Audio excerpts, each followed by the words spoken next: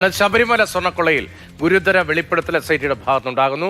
ശബരിമല ശ്രീകോവിലെ ബാക്കിയുള്ള സ്വർണവും തട്ടാൻ വലിയ പദ്ധതി ഗൂഢാലോചന ഉണ്ടായി എന്നാണ് SITയുടെ കണ്ടെത്തൽ. പ്രതികൾ ലക്ഷ്യം വെച്ചത് വലിയ സ്വർണ്ണ കവർച്ചയെന്നും SIT കണ്ടെത്തുകയാണ്. കൂടുതൽ സ്വർണ്ണപ്പാളികൾ അഴിച്ചെടുത്ത് സ്വർണം ഉരുക്കിയെടുക്കാൻ വലിയ ഗൂഢാലോചന നടന്നു എന്ന് വ്യക്തമാകുന്നു. ബിനിൽ കൊച്ചിയിൽ ചേർന്നുണ്ട്. ബിനിൽ, ഈ ഗൂഢാലോചനയുടെ വ്യാപ്തി സംബന്ധിച്ച് എന്തൊക്കെ കാര്യങ്ങളാണ് ഇപ്പോൾ പ്രത്യേക അന്വേഷണ സംഘം വിശദീകരിക്കുന്നത്, വ്യക്തമാക്കുന്നത്, കണ്ടെത്തുന്നത്?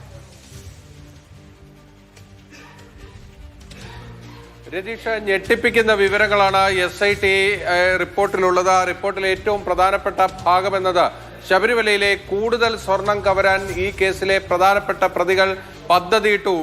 വിപുലമായൊരു ഗൂഢാലോചന തന്നെ ഇക്കാര്യത്തിൽ നടന്നു എന്നാണ് SIT പറയുന്നത്. അതായത് ഇപ്പോൾ ദ്വാരപാലക ശില്പങ്ങളിലെയും അതോടൊപ്പം തന്നെ കട്ടിളപ്പാളി എന്ന് പറയുന്നത് ഒരു കട്ടിളപ്പാളി മാത്രമല്ല, അത് 7 പീസുകൾ അടങ്ങുന്നതാണ് ഈ കട്ടിളപ്പാളി എന്ന് പറയുന്നത്. ശിവരൂപം അടക്കമുള്ള 7 ഭാഗങ്ങൾ.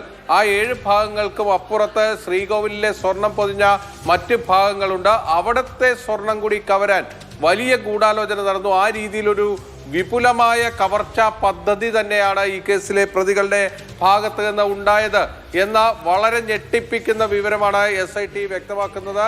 അത്തരത്തിൽ വളരെ ആസൂത്രിതമായ ഒരു ഗൂഢാലോചനയാണ് ശബരിമലയിലെ സ്വർണ്ണക്കൊള്ളയ്ക്ക് പിന്നിലുണ്ടായിരിക്കുന്നത് എന്നതാണ് ഇപ്പോൾ വ്യക്തമാകുന്നത്. അതോടൊപ്പം തന്നെ പറയുന്നത് ഈ കട്ടിളപ്പാളി എന്ന് പറയുന്നത് നമ്മൾ നേരത്തെ പറഞ്ഞതുപോലെ 7 ഭാഗങ്ങൾ ചേർന്നതാണ്.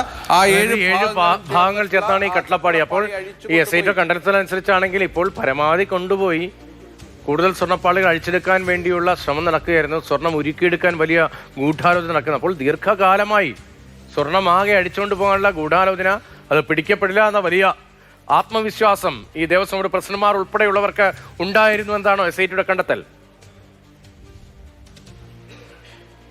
അതെ, വളരെ വിപുലമായൊരു ഗൂഢാലോചന, വളരെ ആസൂത്രിതമായി അവിടുത്തെ വലിയ സ്വർണ്ണക്കൊള്ളയ്ക്കുള്ള നീക്കം നടത്തിയിരുന്നു എന്നതാണ് ഇപ്പോൾ SIT വ്യക്തമാക്കുന്നത്. നമ്മളിപ്പോൾ ആ സ്ക്രീനിൽ കാണിക്കുന്ന SIT റിപ്പോർട്ടിൽ വളരെ വിശദമായി തന്നെ പറയുന്നു, ലാർജ് സ്കെയിൽ കോൺസ്പിറസി നടന്നു എന്നതാണ് കോടതി പറയുന്നത്, SIT പറയുന്നത്. അങ്ങനെ വിപുലമായൊരു ഗൂഢാലോചന തന്നെ നടന്നിരിക്കുന്നു. അതിൽ ലക്ഷ്യം വെച്ചത് ശബരിമലയിൽ ബാക്കിയുള്ള ഈ സ്വർണ്ണപ്പാളികൾ കൂടി അഴിച്ചുകൊടുത്ത് അതിലെ സ്വർണം കൂടി തട്ടിയെടുക്കാനുള്ള വളരെ വിപുലമായ ഒരു ഗൂഢാലോചന നടന്നു എന്നതാണ് SIT ആരോപിക്കുന്നത്. മറ്റൊരു പ്രധാനപ്പെട്ട വസ്തുത എന്നത് ഈ കട്ടിളപ്പാളിയിൽ നിന്ന് 409 ഗ്രാം സ്വർണമാണ് വേർതിരിച്ചെടുത്തത് സ്മാർട്ട് ക്രിയേഷൻസിൽ വെച്ച് എന്നതാണ് SIT കണ്ടെത്തിയിരിക്കുന്നത്. ഈ 409 ഗ്രാം സ്വർണം വേർതിരിച്ചു കൊടുത്തത് ശങ്കർ എന്ന ഒരു വിദഗ്ധനാണ്. ആ വിദഗ്ധനെ ഉപയോഗിച്ച് സ്ട്രിപ്പിംഗ് സൊല്യൂഷൻ ഉപയോഗിച്ചുകൊണ്ടാണ് സ്മാർട്ട് ക്രിയേഷൻസിൽ വെച്ച് ഈ കട്ടിളപ്പാളി ഉൾപ്പെടുന്ന 7 ഭാഗങ്ങളിൽ നിന്ന് സ്വർണം വേർതിരിച്ച് തട്ടിയെടുത്തത് എന്നതാണ് ഇപ്പോൾ വ്യക്തമാകുന്നത്. അതിനുശേഷം ആ സ്വർണവും ഈ ഗോവർദ്ധൻ, ബെല്ലാരിയിലെ സ്വർണ്ണ വ്യാപാരിയായ ഗോവർദ്ധന്റെ കൈകളിലേക്ക് എത്തും എന്നതാണ് ഇപ്പോൾ SIT കണ്ടെത്തിയിരിക്കുന്നത്. സ്മാർട്ട് ക്രിയേഷൻസ്, ഗോവർദ്ധൻ, ഉണ്ണികൃഷ്ണൻ പോറ്റി, ഈ 3 പേർക്കിടയിൽ നടന്നിട്ടുള്ള വലിയ ഗൂഢാലോചനയെക്കുറിച്ചും SIT വ്യക്തമാക്കുന്നുണ്ട്.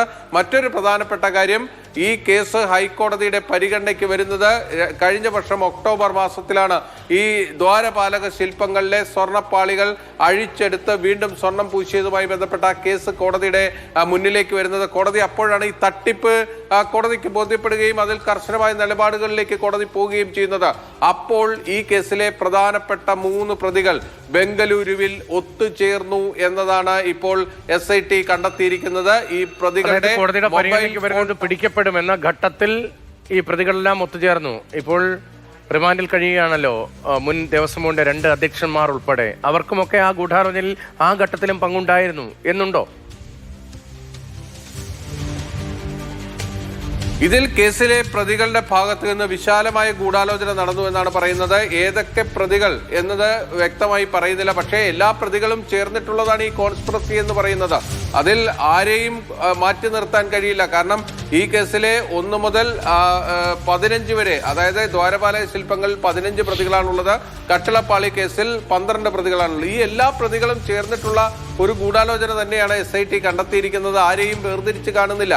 അവിടെ കൃത്യമായും പറയുന്നത് 2025 ഒക്ടോബർ മാസത്തിൽ ഈ കേസിലെ 1ാം പ്രതിയായ ഉണ്ണികൃഷ്ണൻ പോറ്റിയും 10ാം പ്രതിയായിട്ടുള്ള പങ്കജ് ഭണ്ഡാരിയും അതിനുശേഷം ഈ ഗോവർദ്ധനും ഇവർ ബംഗളൂരുവിൽ ഒത്തുചേർന്നു എന്നതാണ് SIT കണ്ടെത്തിയിരിക്കുന്നത്. 3 പേരുടെയും മൊബൈൽ ടവർ ലൊക്കേഷൻ വെച്ചിട്ടാണ് ഇവർ ബംഗളൂരുവിൽ ഉണ്ടായിരുന്നു എന്നത് SIT വ്യക്തമാക്കുന്നത്. അവിടെ വെച്ച് നടന്നത് ഈ കേസ് പിന്നീട് പിടിക്കപ്പെട്ടാൽ എങ്ങനെ അട്ടിമറിക്കാം എന്ന് സംബന്ധിച്ചിട്ടുള്ള വലിയ ഗൂഢാലോചനയാണ് എന്നതാണ് ഇപ്പോൾ SIT ആരോപിക്കുന്നത്. എന്തായാലും വളരെ വലിയ കണ്ടെത്തലുകളാണ് SITയുടെ ഭാഗത്ത് നിന്ന് വന്നിരിക്കുന്നത്. 181 സാക്ഷികളെ ഈ കേസുമായി ബന്ധപ്പെട്ട് ഇതിനോടകം തന്നെ മൊഴിയെടുത്തിട്ടുണ്ട് എന്ന കാര്യം ഇന്നലെ കോടതി വ്യക്തമാക്കിയിരുന്നു. അങ്ങനെ ഈ കേസിന്റെ അന്വേഷണം അതിന്റെ അവസാന ഘട്ടത്തിലേക്ക് എത്തി നിൽക്കുമ്പോൾ നമുക്ക് ആശ്വസിക്കാവുന്നത് ഈ ദ്വാരപാലക ശില്പങ്ങളും ഈ കട്ടളപ്പാളിയും ഒഴികെയുള്ള ബാക്കി സ്വർണ്ണമെങ്കിലും അവിടെ അവശേഷിക്കുന്നുണ്ട് എന്നതാണ്.